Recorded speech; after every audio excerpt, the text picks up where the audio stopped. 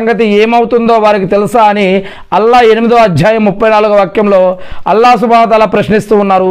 ఇది కూడా ఖురాన్ వాక్యం.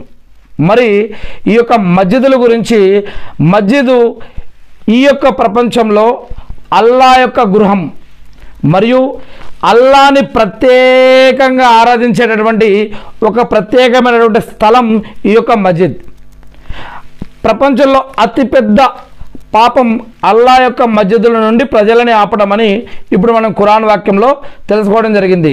మరియు అల్లా మస్జిద్ అల్లాను ఆరాధించే ప్రత్యేకమైనటువంటి ఒక స్థలంగా కూడా మనం చూసాం. ఈ యొక్క ప్రపంచంలో ప్రత్యేకమైన స్థానం ఈ యొక్క మస్జిదులకు ఉంది. ముఖ్యంగా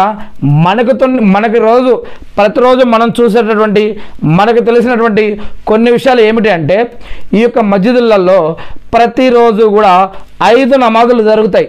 కేవలం రంజాన్ నమాజ్ ఒకటే కాదు, కేవలం బక్రీద్ నమాజ్ ఒకటే కాదు, కేవలం శుక్రవారం నమాజ్ ఒకటే కాదు, ప్రతిరోజు కూడా 5 నమాజులు 5 సార్లు ప్రతిరోజు 2 రకాతుల నమాజులు, 3 రకాతుల నమాజులు, 4 రకాతుల నమాజులు, అలాగే నఫిల్లు, సున్నతులు, ఇలా ఖురాన్ చదవటము, ఖురాన్ బోధించటము, ఎతేకాఫ్ పాటించడము, మరియు అనేక రకాల సమాజ సేవ, సోషల్ వర్క్, జకాత్ ఇవ్వటం, దాన ధర్మాలు చేయటం, నమాజుతో పాటు ఉపవాసాలు పాటించడం, ఉపవాసాలను ప్రారంభించడం మరియు విడిచిపెట్టడం, సహరీ మరియు ఇఫ్తార్ కార్యక్రమాలు, మరియు చెడుల నుంచి పాపాల నుంచి ఇతరులని ఆపడం, పుణ్యాల వైపుకు పిలవటం, మంచిని ప్రోత్సహించడం, మషూరాలు ఇవ్వటం, కొన్ని నిర్ణయాలు తీసుకోవడం, మరియు ప్రజలకి బోధన చేయటం, మరియు సామూహికంగా ముస్లింలందరూ ఒకటిగా కావటం, ఒకటిగా చేరటం, ఒకటిగా నేర్చుకోవటం, మరియు ఇలా సోదరభావంతో కలిగి ఉండేటటువంటి అనేక రకాల విషయాలు